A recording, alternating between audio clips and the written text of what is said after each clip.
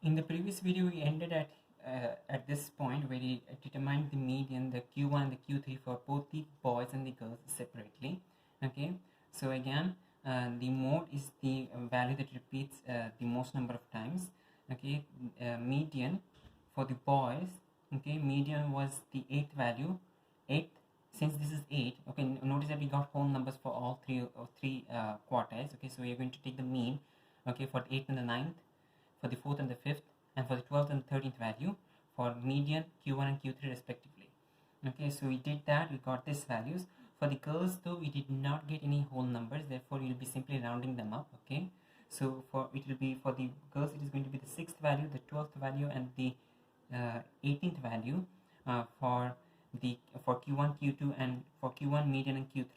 Okay, now uh, before we actually found this data, so over here we did find the mode, median, Q1 and Q3, but before we actually found this data, okay, just by looking at the shape of the data, we were able to conclude, okay, that the boys seem to have a lower resting pulse rate than the girls. Okay, so the boys seem to have a lower resting pulse rate than the girls, because the boys seem to have more data points, more leaves for the lower stems, and the girls seem to have more leaves for the higher stems. Okay, now over here the data, that summary that we found, does support our conclusion, because notice that each of these statistics, the mode, the median, the Q1 and Q3, for the boys, each of this is less than that for the girls. Okay, now let's say that if you want to find any outliers, in that case we do need to know the rule for outliers. Okay, and in this case, let's say that the rule for outliers is Q1 minus IQR and Q3 plus IQR. Okay, so Q1 minus IQR and Q3 plus IQR. Now notice that the rule can be different in each question. In this, just because most of the questions will have Q3 plus 1.5 IQR and Q1 minus 1.5 IQR, doesn't mean that that is the norm. Okay, you could have 1, you could have 2. Okay, it all depends on the question. It could also be expressed in terms of the mean. Okay, you could have x bar plus minus 2 sigma, x bar plus minus 3 sigma, x bar plus minus 1.5 sigma. Okay, all you need to look for the rule, the specific rule given in the question. In this case, let's say that our outlier boundaries are Q1 minus IQR and Q3 plus 1 times IQR. So to find the IQR boundary, to find the outlier boundaries, we first calculate the IQR for both the boys and the girls. So Q3 minus Q1 for the girls is 90 minus 64, 26, and Q3 minus Q1 for the boys is 73 minus 59.5, which is 13.5.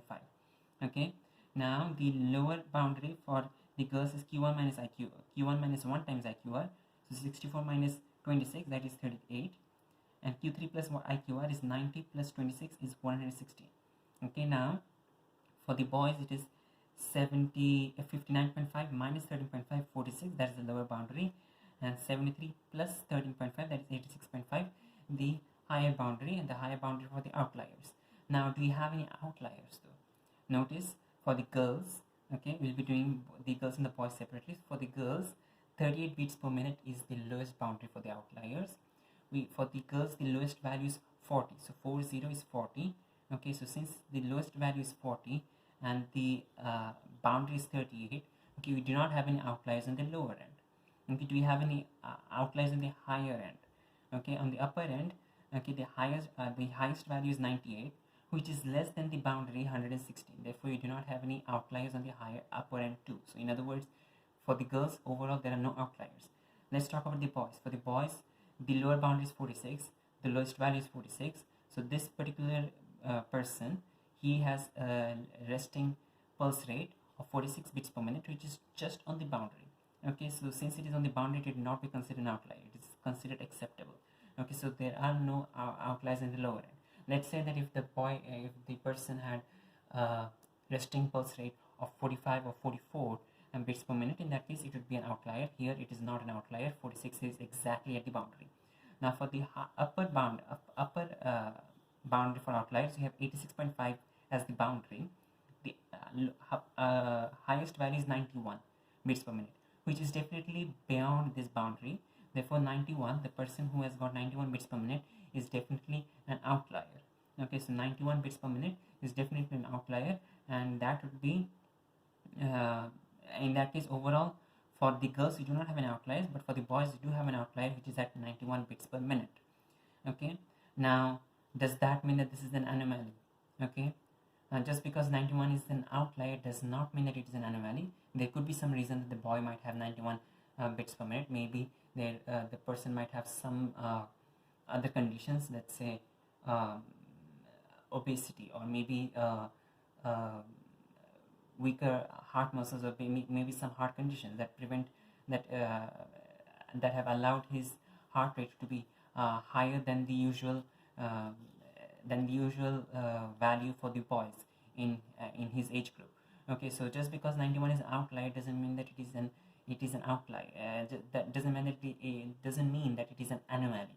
Let's say that instead of 91, if you had 150, well, that would be an outlier, because 150 would be really outside this range. Okay, it is much higher than the boundary for outliers. Okay, so if it is much higher than the boundary for outliers, in that case there is a higher chance of it being an anomaly.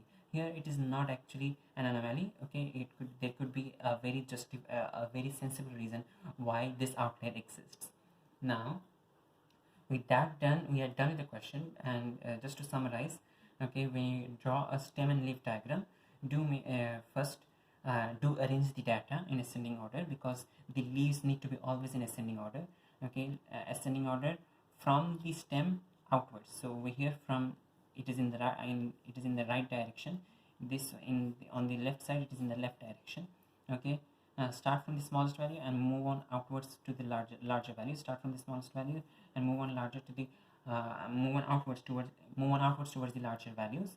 Okay, now after that, if you have two different sides, in that case do label them. Okay, because if you do not label boys and girls, in that case it will be difficult for a reader to understand which side is boys and which side is girls. If you have just one-sided stem diagram, in that case that it will not be required. Next, do mention the key. Okay, because without the key 1 by 4, whether that means 1.4 or 14 or 140, okay, it would not be obvious. Okay, so you need to mention key 1 by 4. Okay, mention what 1 by 4 means. Okay, so in this case it is 1.4 millimoles per liter. Okay, in this case, okay, because you have back-to-back stem diagrams, do mention both the sides. Okay, so 046 means 46 for the boys, okay, and 40 for the girls. Okay, now and even though this is an this is optional, it's still better to write down the frequencies in brackets at the end of the data. Okay, over here also for the boys and the girls you did. Okay, we did the frequencies at the end of the data. Now do keep some space between the data and the brackets, so that you don't mess it up and mix them up. Okay, over here I did not include some space, but do include it when you do construct this kind of stem and leaf diagrams. Put the frequency a bit away from the data, so that you can easily understand where the data exists. Okay, now the other thing is that when you're drawing this kind of stem diagrams, okay, always try to arrange it, okay, neatly. Okay, always try to arrange it neatly in a column fashion, in a column format. Okay, so that your data can be easily understood. Okay, so let's say over here I have written them down, okay, systematically in columns. Okay, and I did the same thing over here in columns. Okay, they are all arranged systematically. That way you can easily understand which side you have more values and which side you have less values.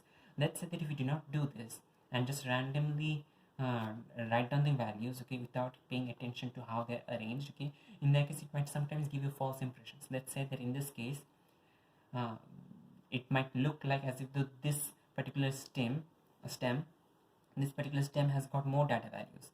Okay, just because 4 is more on the right side. But if you look carefully, this one actually has more leaves.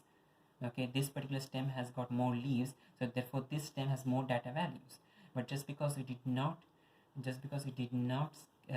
construct this more neatly, okay, in a nice column format, okay, we are getting this false impression.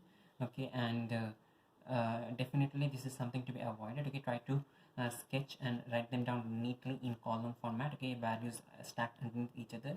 That way it will be easier for you to understand what exactly the stem and leaf diagram shows you.